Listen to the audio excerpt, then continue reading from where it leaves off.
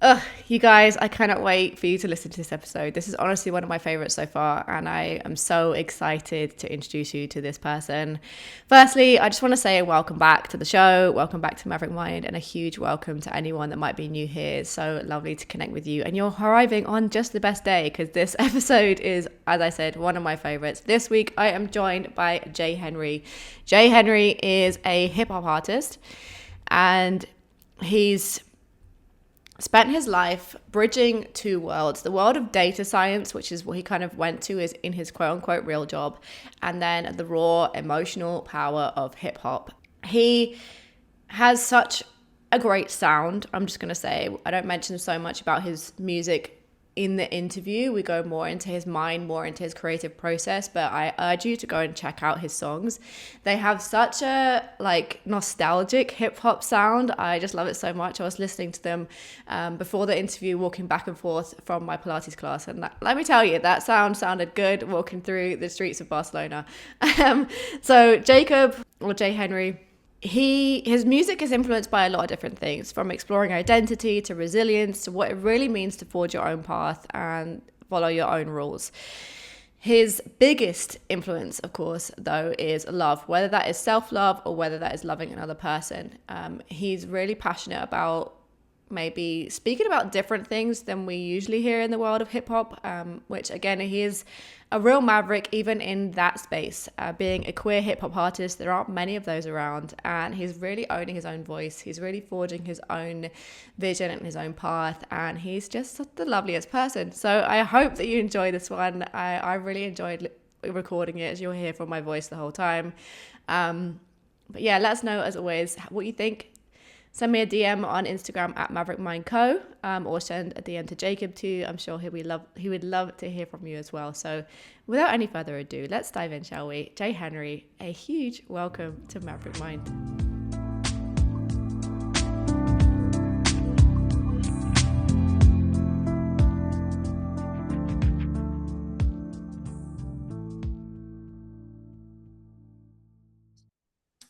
J. Henry, a massive well welcome to Maverick Mind. I'm so excited to have you here. I'm excited to be here. To kind of give the audience a bit of an idea of you and your background and maybe the things that might influence your music now. Can you tell us a little bit about like where you come from? Was music a big part of your childhood? Was it a big part of your family or not so much? Yeah, it definitely was. It definitely was a big part of my family. Not as much of where I came from, but arguably yes. So we'll get into that, I guess. I'll expand on that answer. But I'm from Eastern Washington, Washington being in the United States, um, being very close to Seattle, which is where I'm at now. It's about 3 hours drive. It's in a very small farm town, rural, lots of cows. We were actually nationally famous because the cow stench was so great that, and great in a bad way, not like great in a good way. Great in that it was so intense that national news covered it. They're like, the Wow, cow stench is bad here. there's a claim to Um, fame. it's a claim to fame. But funny enough, I enjoy it. It's very nostalgic to me now. And so, yeah. But yeah, that's where I'm from. I'm from that little small town. And music definitely was a big thing. My dad was really into music, and my sister. My sister probably got it from my dad, and my sister's older than me.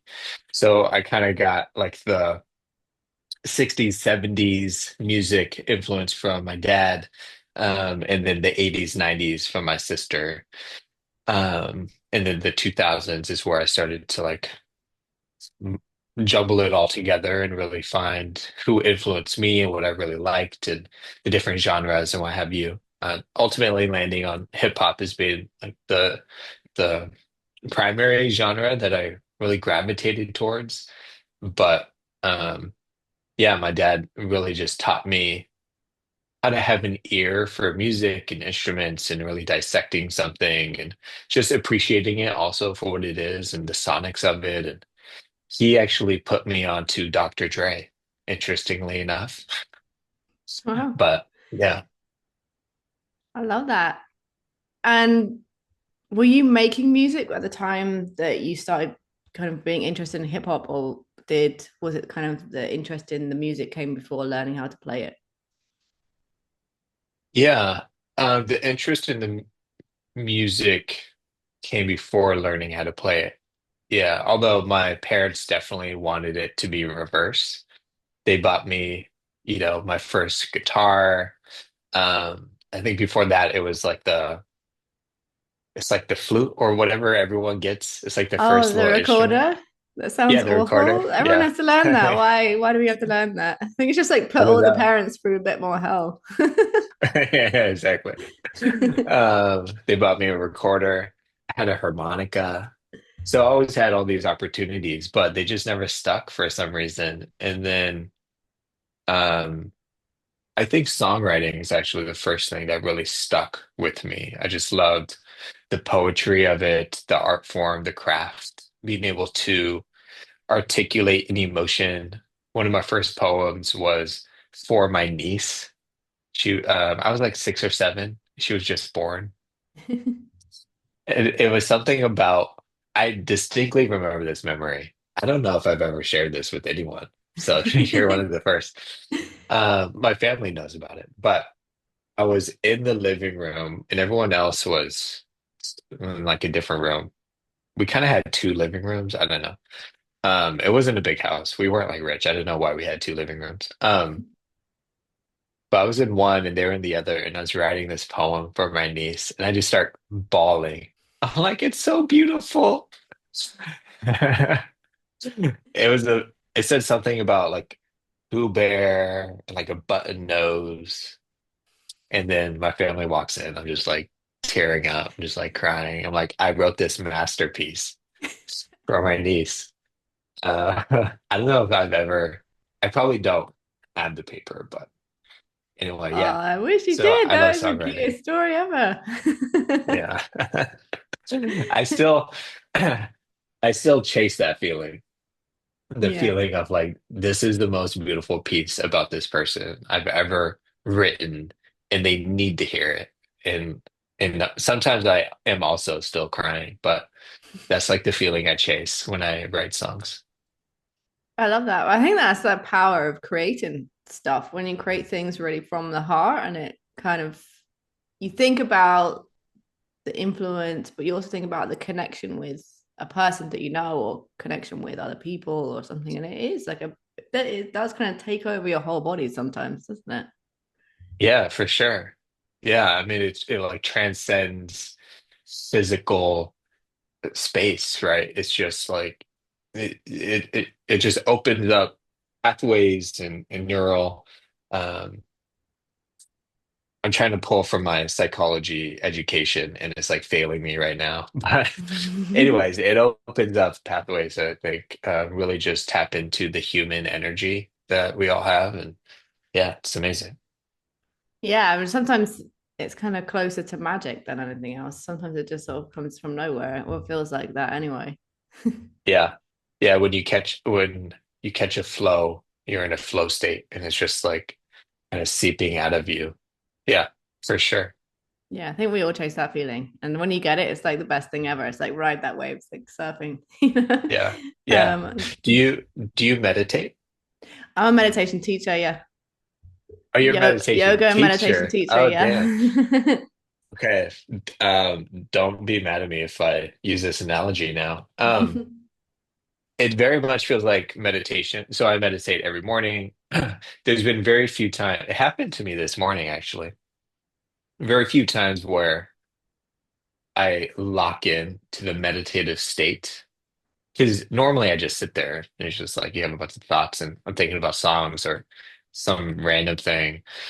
Um, but every once in a while, and I don't know if it's a true like transcendence into a meditative state because I'm just someone that uses Headspace every morning, but it is a different beingness that I've observed and like felt. And that's kind of what we were just talking about, the creative flow state. Like that's kind of what it feels like. You just like lock into this state and like you feel the frequency like shift even if you're really paying attention. Um, so yeah, it's kind of like meditation. Yeah, for sure. Well, it's kind of in meditation, you get really present with the moment. Um, and yeah, it's still rare. You know, I've been teaching for 13 years nearly, and still I don't get that every single time I sit to meditate. No way. Sometimes it's like, especially with a creative mind, because then you're like, blah, blah, blah, blah. It's just like ideas go Yeah. everywhere. Um, but yeah, when you're there, it's just sort of like your body, your nervous system, everything is sort of in alignment almost, and then you're really Uh-huh. present with whatever your focus might be. That could be your breath, could be your body, could be your mantra, depending on what school of meditation you're using. And I think creating things is really similar because you're really present with kind of the channel through which, that when you're writing, you're present with the words, you're, if you're writing them like physically, or you're really present with the paint that you're painting, or really present with whatever you're designing or your idea. You're really kind of with it almost. Hmm. Hmm. Yeah. Yeah, for sure. Magical moments. The magical meditative moments, the Yeah. triple M's. Which I guess you discovered the first time writing that poem, age 6. Yeah, exactly. I was yeah, I was a little yeah, anyway, never mind. You can edit that part out. No, I'm keeping it in. Um, Okay. and then kind of from that space, did you, because I know that your life kind of took a different path before you came back to music. So was Yeah. it that you became super interested in the more science side of life, or was it you just felt like you had to do the quote unquote more normal things?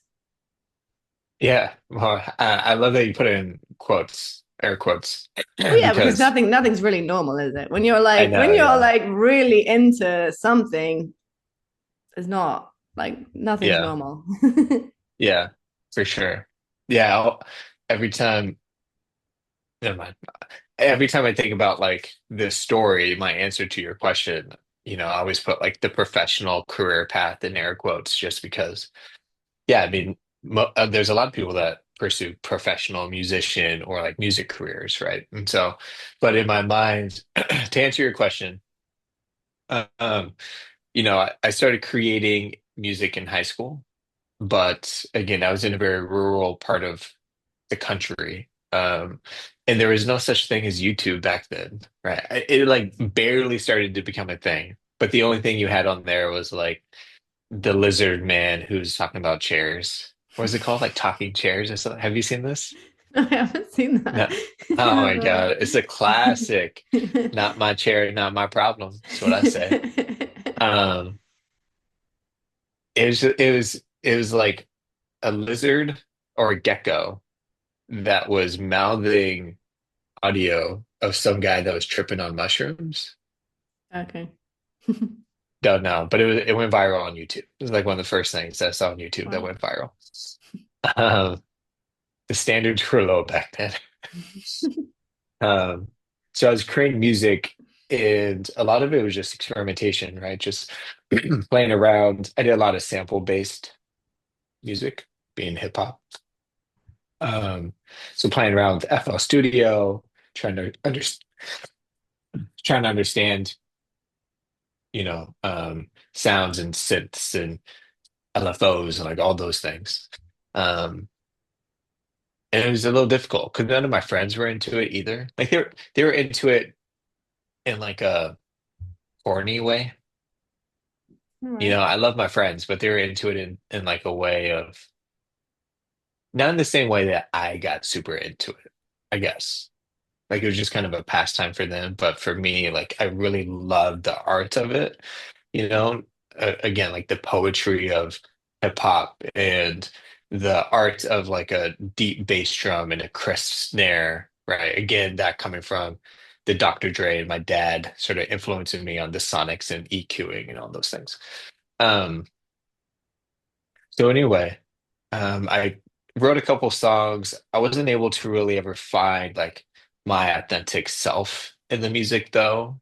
It was starting to form, I think, around like storytelling and like these authentic, vulnerable experiences. But I was also young, so I was very influenced by, 50 Cent and Eminem and like incredible artists, but didn't really, when tried rapping, like it just wasn't authentic to who I was, rapping about the same things. Like I've never murdered anyone. I don't plan to. So, Right? um, and so, but when I got to college, yeah, I think I was pulled to a career that was a little bit less risky. I grew up poor, um, you know, drug addicted parents. Luckily, they're not addicted anymore. They're sober for a long time, but and so yeah, education was my way out. I was like, there's no way I'm gonna end up like that. I'm gonna pull myself out of that place. Um, and so I went towards a normal professional air quotes career path, right? And that was a psychology degree, and then led to marketing, and then led to data science, and being in the tech world. And then eventually I was like, I kind of want to create again. Like I love the energy, I love the flow state, I love um the authenticity of it. And I think I know what my voice is now. So I'm just going to go pursue that. What do you think kind of led you to that feeling of, I think I know my voice now? Do you think it's getting older, going through stuff, finding yourself a little bit, or was it more influences kind of from outside? Yeah, I think it's all the above. Um, getting older definitely helps. I think as you get older, you start to understand that your uniqueness, the difference that you bring, or the way that you feel like you're different is actually a superpower that you have, and other people may feel the same way or have a similar difference in their beingness, and um, you can go find your people by like just being authentic and vulnerable and sharing that. So, yeah, I think getting older is one. You kind of just stop caring what people think in a lot of ways. Um, the therapy in, roundabout ways, me working through like an eating disorder or like trauma from childhood, um, relationship challenges, all of that stuff inadvertently also helped me with understanding myself and feeling more comfortable with myself and being more vulnerable and authentic, and understanding where that comes from, and like loving myself a little bit more. So that helped as well. Um, and then I'd also say like being gay and coming out and just being comfortable in that space. Coming out is very difficult, but it's also so difficult that for me, once I came out, it's like I could do anything. Like Yeah. if I came out to the people I love the most, who could very well have said like I don't love you anymore, which thankfully they didn't, but that's a thing. It Um, is a thing. and yeah, and so once I did that, more and more, I'm just like, well, you're going to do this, and I could be that person, I could be that person, and this is my authentic self. So yeah, I'm just going to lean into that a little bit more. So it's probably those things at the core, and then like a bunch of small things along the way. Yeah, for sure. I can imagine, especially like, well, all those things together and kind of unpacking all that stuff together, but then also coming out would feel like a massive exhale, probably. For Um, sure. yeah, like to tell your friends, family, whoever. I think it is scary for anyone, for sure. And I think especially maybe less so these days. Because maybe it's like Hopefully. slightly less taboo, but like in the 90s or wherever, it was a super scary thing for people to do. And it takes a lot of bravery. And I can see what you mean. Like, if I can do this, then I can do anything. Yeah, for sure. Yeah. Um, I think you're right. Like in a lot of spaces it's easier. I would imagine like where I grew up in rural, Yeah. countryside, maybe it's still not as like, quote unquote safe or as easy as it is in Seattle. I mean, Seattle is like one of the most liberal cities in the US, right? So if you're not gay here, you're weird. Or at least on the spectrum. Um, but yeah, so that's a great thing for sure. For sure. Yeah, and I guess also kind of channeling those things now into your music, like things that you've learned from all of those things from childhood, from um choosing your own path and like kind of being your authentic self can now channel into your music and kind of awaken that within other people, which is the best thing about art, I find. Yeah. Yeah, for sure. Yeah. I mean, there's what, 8 billion people on this planet. It's very high or a very low percentage that you're the only one that experiences something, that feels a certain way, that, behaves a certain way. So, yeah, through being authentic in my art, I'm able to create the space where other people could come in and be like, oh, yeah, I've also felt that. Or, I've experienced that turmoil. Or, I've also had that question and felt weird about it. Um, and for me, that's largely within like relationships and or at least the past album was all about relationships, both with my husband, with someone else, and then with myself. And so, um, yeah, it definitely helps. My goal is to create, again, my goal is to create art that not only makes someone want to cry, including myself, right? Like really taps into that emotion, but also creates the space where people feel comfortable and feel like they can be authentic and vulnerable as well. Yeah, definitely. That's such a powerful kind of mission or vision, I suppose, to have through what you create and through your art and through the way you are, the way we live in the world as well. Because often, if you're a creative of any kind, an artist of any kind, it's not only what you actually make, it's like how you be, how you live in this world, because they all influence each other. And I think that I meet so many creatives through coaching and other, and just on in life, who kind of have this, it's almost like a, sometimes it's subconscious, but it's like a little bit of a barrier of like, oh, maybe just doing my art is a little bit self-indulgent, like just to give my life just to this thing. Where actually, like, I think reframes like that are just really important to remind people that creating what you like to create, wherever that is actually one of the least self-indulgent things you can do, I think, because it's like creating connection within people, Yeah. and it can create change within people as well. Mm. That's a great way to look at it. I like that. I like how you shared that. I've actually been struggling with that the past couple of days. Really. I have, yeah.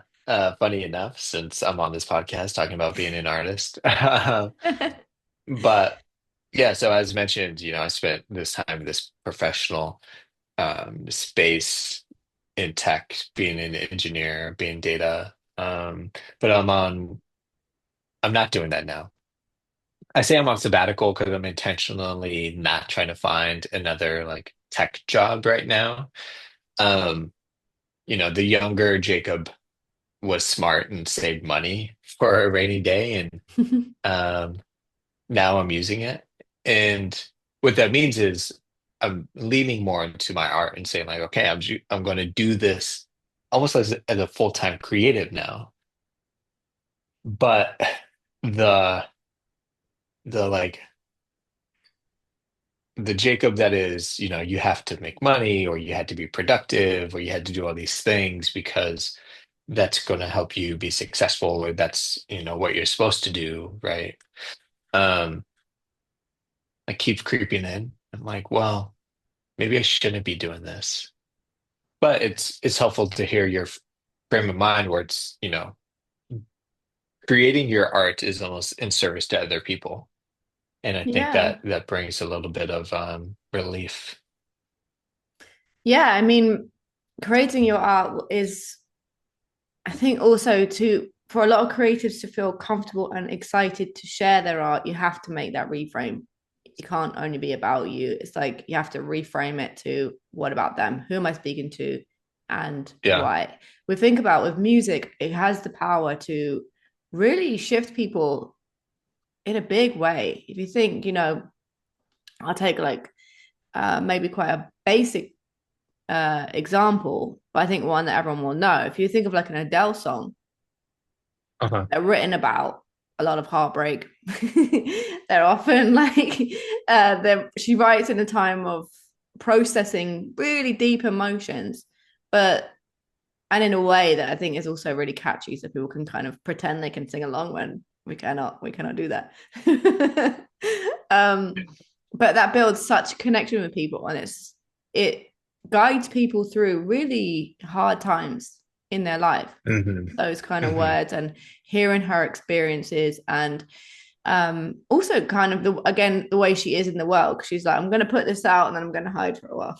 And I'm Yeah. going to be really boundaried about what I'm doing with my creative energy. And I think that in like quite a simple way shows the power of what you create, because when we create something, it might come from something that we've done, and because it's so we're with it so much, that's why it feels a bit self-indulgent, because you're coming from your own experiences, you're with it all the time and things like that. But that can kind of go on to have a life of its own within someone else. It might mean something to someone else that you don't intend it to mean, but it Hmm. helps them through a time of depression, a time of questioning something in their life, or maybe giving someone the bravery to chase their own path, or like to come out if they're scared to, or to go for something that they really want to, they're feeling that like pulling towards, and Hmm. it's a powerful Hmm. thing.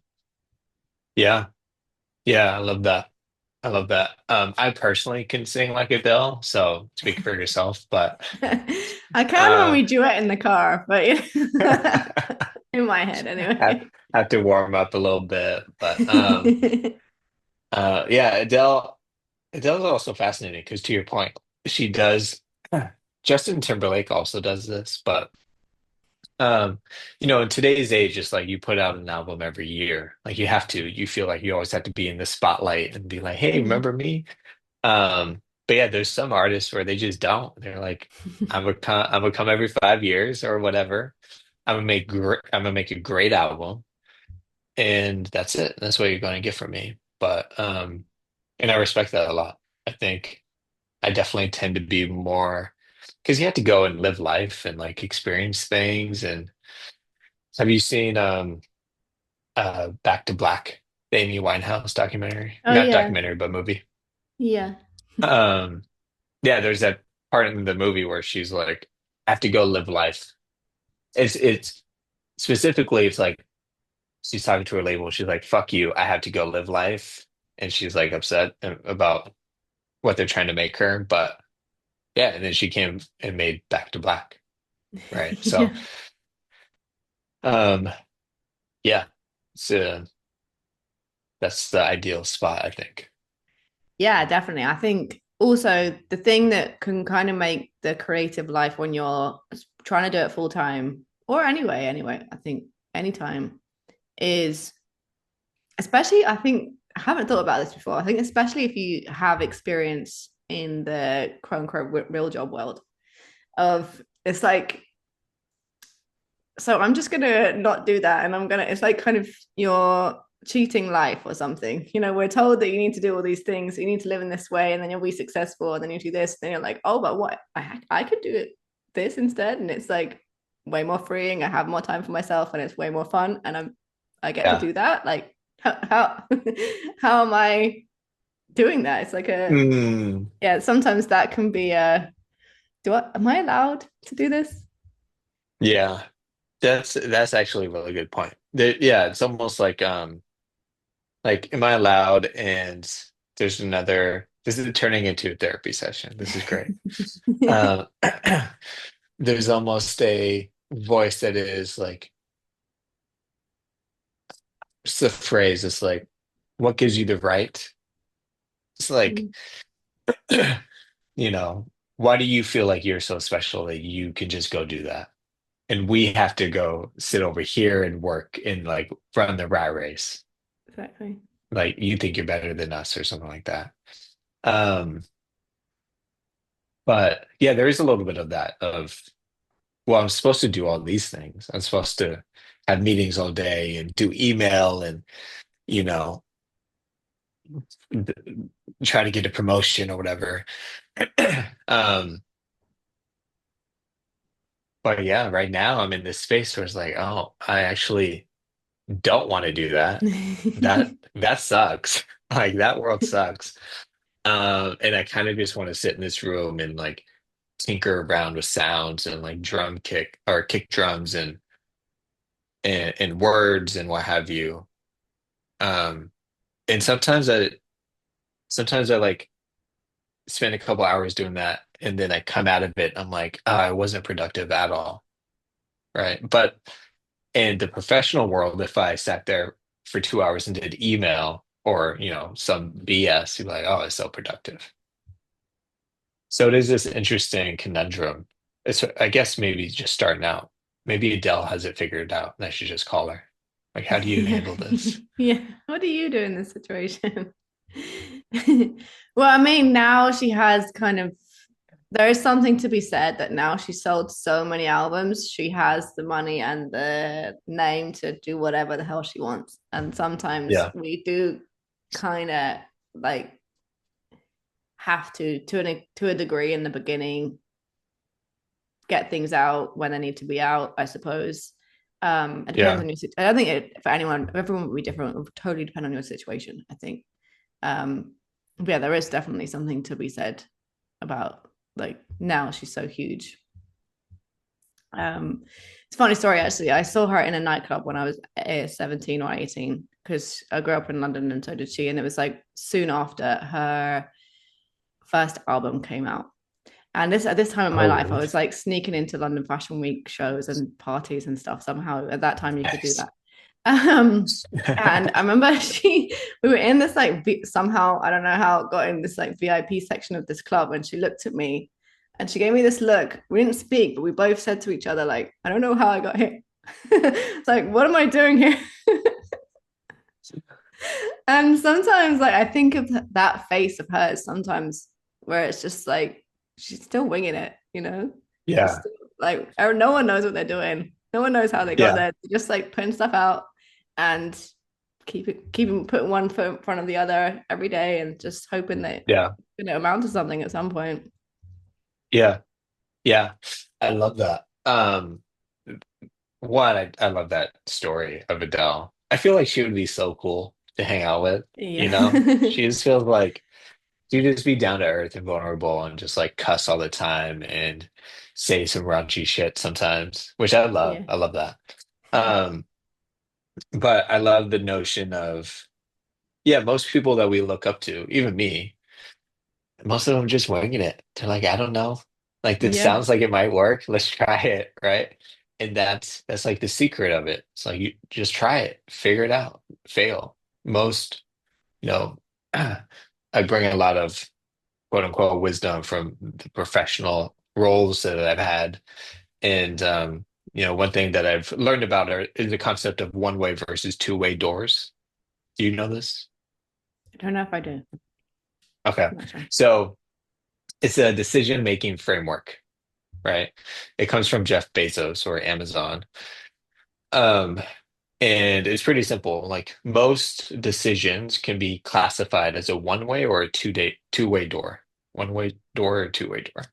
Um, a one-way door is you can only walk through it. So the decision has to be well researched, has to be well thought about, because you can't come back from the decision. And then there's two-way doors where you can come back from a decision or you can pivot or you can change something so it's not so concrete, right? Um, and the challenge is most people see most decisions as one-way doors, when in actuality, most decisions are two-way doors, right? Like Yeah. you can change something. So it means like stop spending so much time trying to make the perfect decision because it's really a two-way door and you can just come back through and try something else. Yeah, that's so true. I think we do get into stuck into a place of if I do this, especially when it comes to like putting your work out there or chasing a life you actually feel pulled towards, it's like this is a final thing, you know, like I'm gonna do this and then that's forever. But it doesn't have to Yeah. be that way. You don't know if you're going to change your mind. You don't know if you're going to find a new creative channel and get like you were into music, and then all of a sudden you get really into watercolor and start going on that way. You don't know Uh-huh. if you're going to actually not love spending this much time alone and Right. want to go back and get a part-time job or something. You really never know. Yeah. You never know until you try. Exactly. And and going, you have to be aware enough of yourself that you can always check in and be like, okay, how am I really feeling about this? Um, yeah, I mean, even the greats, Leonardo da Vinci, like repainted stuff. It's not Yeah. like he just had it perfect, right when he started painting it. Like, there's plenty of stories or times where, like, well, I don't actually like Mona Lisa smile that way. Like, let me repaint it a little bit, right? Mm. Um, yeah. Yeah, you can never, nothing's ever really that final. I think, especially with creating things, you can always mold and change, and we're forever molding and changing as people, like through I think I always feel like everything you create is like a personal development journey or something. It's like when you Mm, finish something, you're not the same person as when you started it. I think that's a beautiful thing. yeah, for sure. Yeah, just do you like Tyler, the creator? Uh, I know a few of his songs. I can't say I'm like number one fan. Okay, okay. He's slowly become one of my favorite artists of all time. Um, I went back and listened to some of his first albums, and I'm like, they weren't, I mean, they were good, but his most recent albums are like fantastic. They're art pieces, right? Um, but I bring them up because we had this vinyl bar in Seattle. It's essentially you just go and you listen to vinyl records, right? And they host these events where there's one record, everyone comes in and we just listen to it on hi-fi speakers, so like really good, crisp speakers. And I just went and listened to Chromacopia, his latest album, which is masterpiece. I love it. But going back to what we were just talking about, the vinyl record is actually significantly different than the final record that you'll hear on Spotify.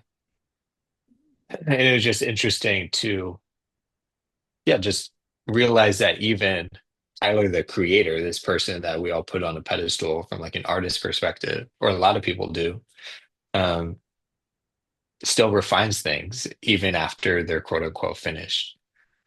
Yeah, for sure. That's really interesting. I didn't even know you could do that to like put something out on Spotify and then change it. I didn't know that you could do it, but I guess some people you can do whatever the hell you want.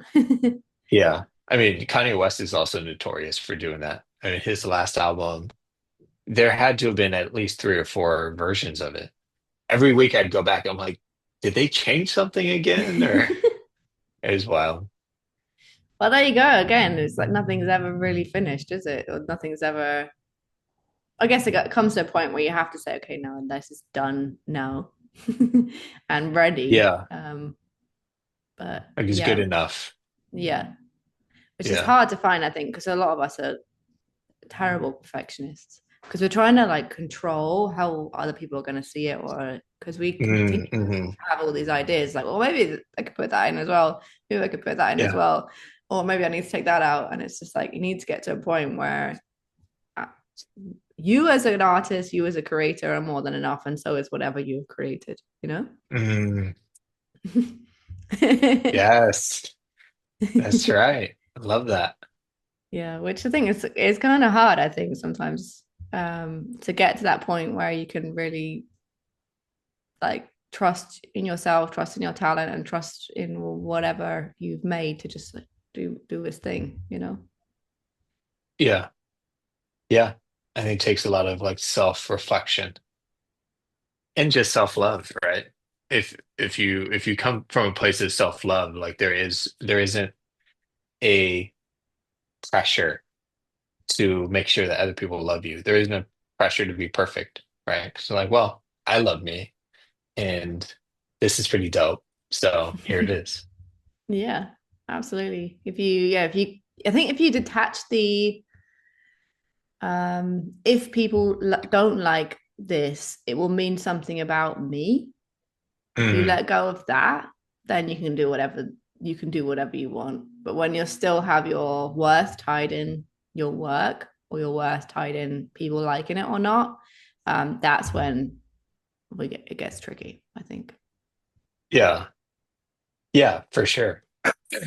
Yeah, I think it's helpful to remind myself that even Beyonce has haters, She that does, like yeah. comment on her stuff Particularly at the moment, and yeah. yeah.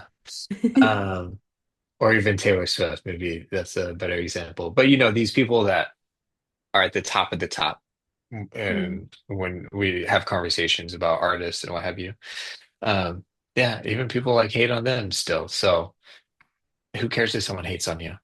It just means you're kind of like Beyonce. exactly. So who cares, really? I mean, when you were kind of maybe when you quit the job and started doing this, or maybe when you started to put your first album together, did you have a lot of resistance to getting it out there, or were you more in the space of like, I have the freedom now, I'm just gonna go for it? Um, I think there was some resistance in terms of um, there was like musical ideas that took a long time for me to flesh out. And part of it was, I was kind of getting back into producing and music and what have you. And so, there was a year of time where it was just me sort of aggregating small ideas and pieces of things and like continually working on songs. Um, uh, Not like to perfect them, but like to just get them to a state where it made sense and like everything flowed and there was a story arc and the story arc made sense. I'm very big into storytelling. Part of the reason why I think it takes me a long time because I want to make sure the story makes sense. Um, I'm also really big into like complex and like hidden meanings and double entendres and all that. Um, that probably comes from my fascination with like Lupe Fiasco and some of these hip hop artists. Um, so that was probably one of the biggest barriers is just because I wanted to make sure that if somebody did go back and study it, I wanted to give them something to study. So sometimes it took me a little bit longer to write or to, think of various musical things. But other than that, no, I mean, there wasn't like any sort of external barrier. It was really just myself and getting past that. Yeah, it's the biggest barrier for us all, Yeah. definitely. Yeah. How about now you're trying to like uh put it out there, tell the story of it.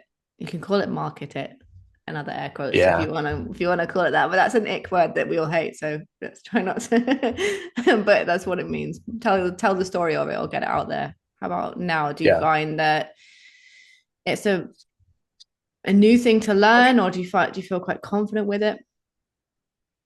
Yeah. This is my hot take. I think I love marketing. And I think marketing is one of um, the most like exciting things to be involved in, even though I'm a data person. The problem is most people do bad marketing, which is why like most people in most companies do bad marketing, which is why I think there's such like a um, aversion to it when we start talking, you have to go out and market yourself. But the best marketing is like it's authentic. So there's no selling that needs to happen. Like it's literally just you being you and in the most authentic way possible. There's a clear like audience that you're trying to connect with. And it's not, the best marketing is not, I wanted to connect with this audience because I want to sell them something. The best marketing is when you truly understand your audience and why you want to connect with them and like the similarities or connection you have with them that again, it goes back to the authenticity. Like, I'm not selling you something. I'm just trying to help you. I'm supporting you. I want to connect with you. Like, there's a human element to it. There's not some sort of economic element to it.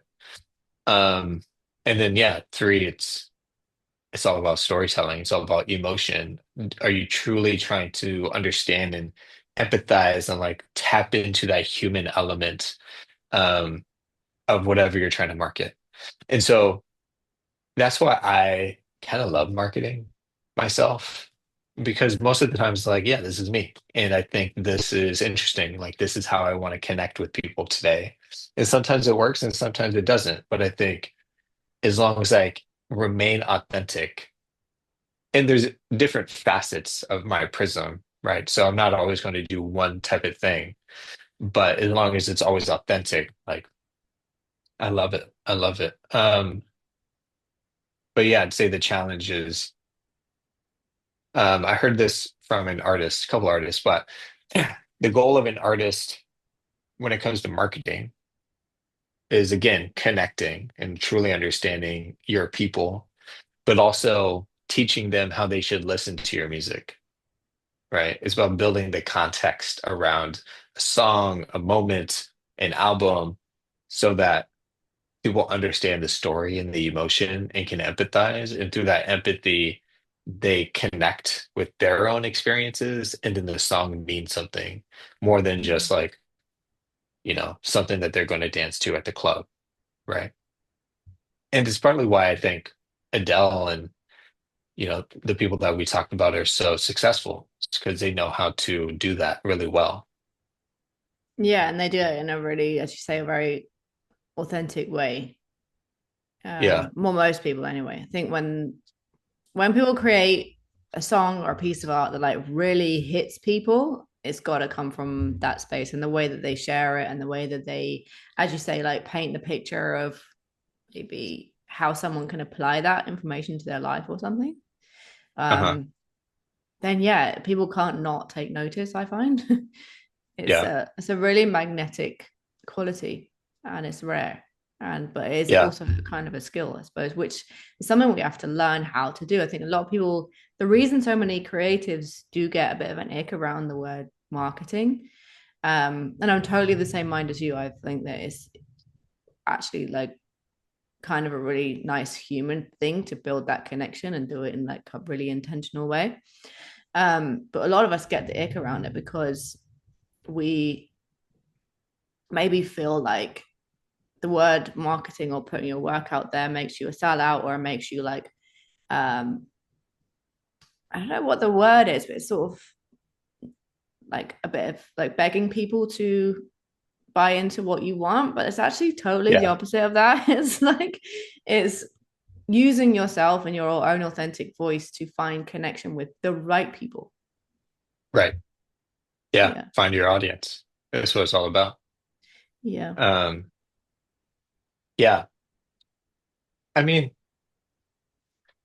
if you want to be an artist, not you specifically, but someone, and you don't care about people listening to it, you don't care about, making it a living, you don't care about performing and all these other things, you don't care about putting your art out there, then yeah, don't market yourself.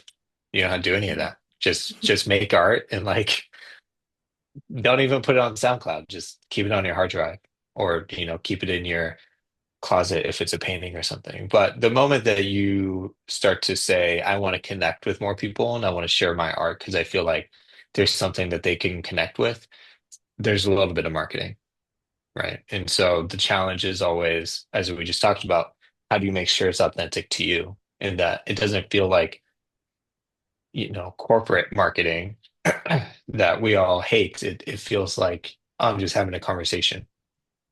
Mm. Yeah, exactly. You're having a conversation and you're just telling a story with people that want to hear it. Yeah, Which is nice. You create so much community around that. yeah, Yeah, yeah. love it. Cool. I'd love to kind of slowly come to an end by asking two questions. One of them I've it's slowly becoming a favorite question that I'm starting to ask everyone. And another one I've just Okay. randomly thought of. The first question I'd love to ask is, what's the best piece of advice you've ever received? Best piece of advice I've ever received.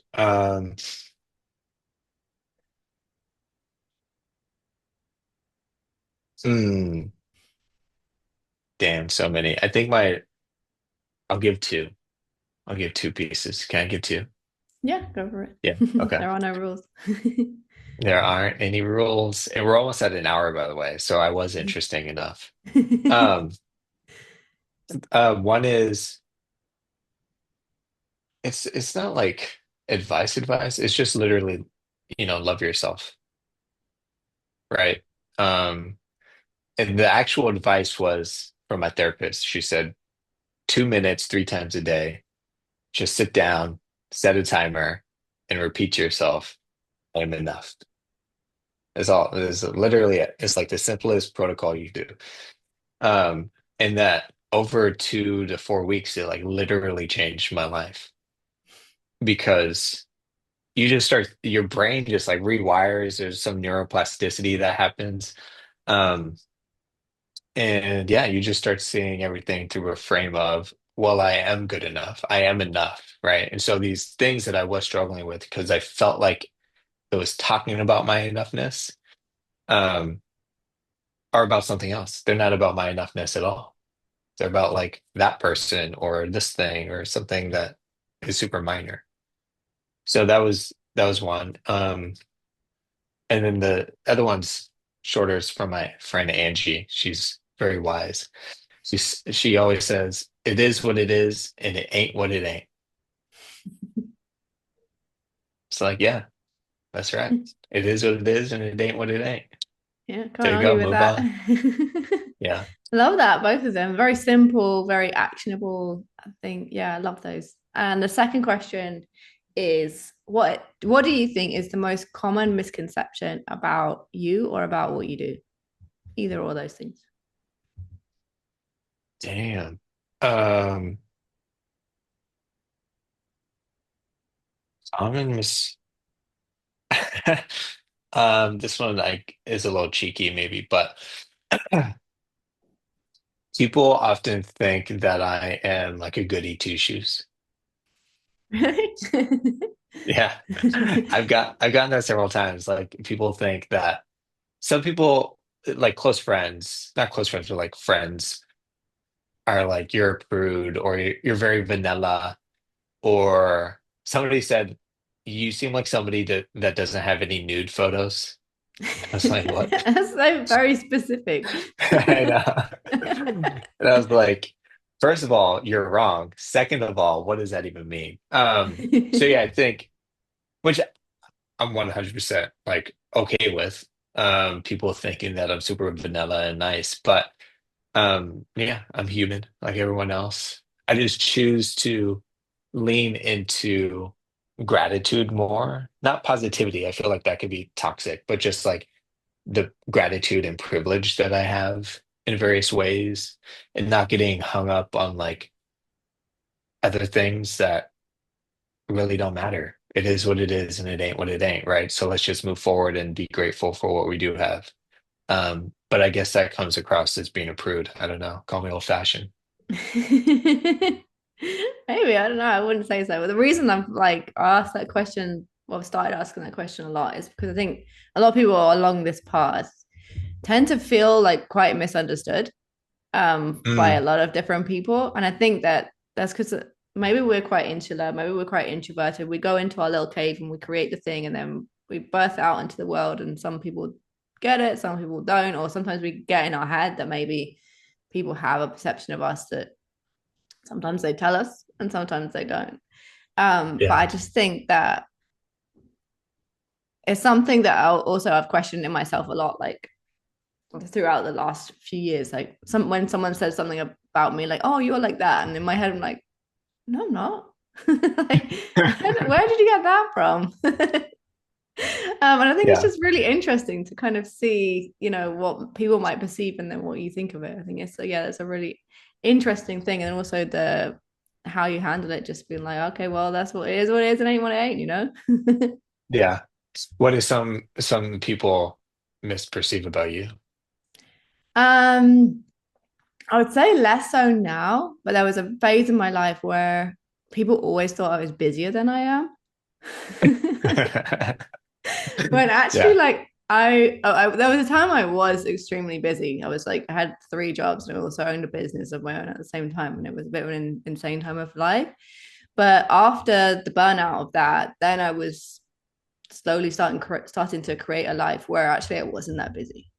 Because when you're not that busy, you have space to create more. Your mind is a bit freer to have those calm For sure. moments where you can create things, where you can channel your creative energy in a bit more of an intentional way, put it towards something, yeah, being intentional about what you're creating, who for, and things like that, and having space to live a bit more. So in that time of life, when actually I was striking the balance there between being busy and not doing anything. I was when people would say, "Oh, you're too busy to see me," I'd be like, "No," and I'm actually intentionally creating a life where I'm more open to have time for people. I'm more open to doing things. So that was a phase in my life. Now I'm not so sure, but Yeah. I think that was when that question started popping into my head a lot. Interesting. Did you ever have a moment where, did I imagine, somebody's like, "Oh, you're too busy to see me," but in your head you're like, "Actually, I'm not." Was it because you just intentionally didn't want to see them?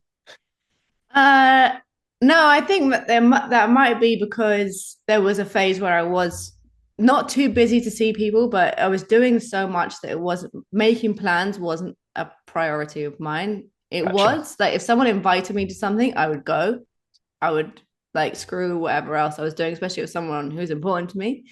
But I had so much going on in my head that I didn't really have space to also have a like schedule or like social schedule or whatever. Um, so I think like when someone said that to me, it was coming off the back of what I had been like in the past. I think more like that. Gotcha. Gotcha. Um, Huh. yeah, so it's just interesting the way people perceive us and the way that we see ourselves. It's just I think that's an interesting dance to unpack. Yeah, for sure. Cool. Well, J.Henry, thank you so much for coming on the show. We're going to talk to you for days, Yeah. but I will let you go and walk your dog instead. So Thank you thank very you again much. so much for coming on the show. I'll of course leave the links in the show notes for everyone to find you. But if people are ready to listen to your music or stalk you appropriately on Instagram already, where can everyone find you? So on Instagram and TikTok, potentially Blue Sky.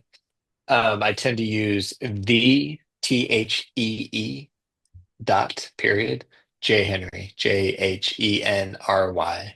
And if can't find me there, just search for thejhenry.com. I guess it's the same spelling. So if you can't find me on Instagram with that, then I don't know. Search Google. Well, I'll put the links below anyway. But Okay, there you go. thank you again so much for coming on the show. It's been such a pleasure to chat with you, and thank you everyone for listening. Thank you. Thank you so much for joining me for this episode of Maverick Mind. I hope that you've loved it, and if you have, I would appreciate it so much if you would subscribe and write a 5-star review on wherever you're listening to this podcast from.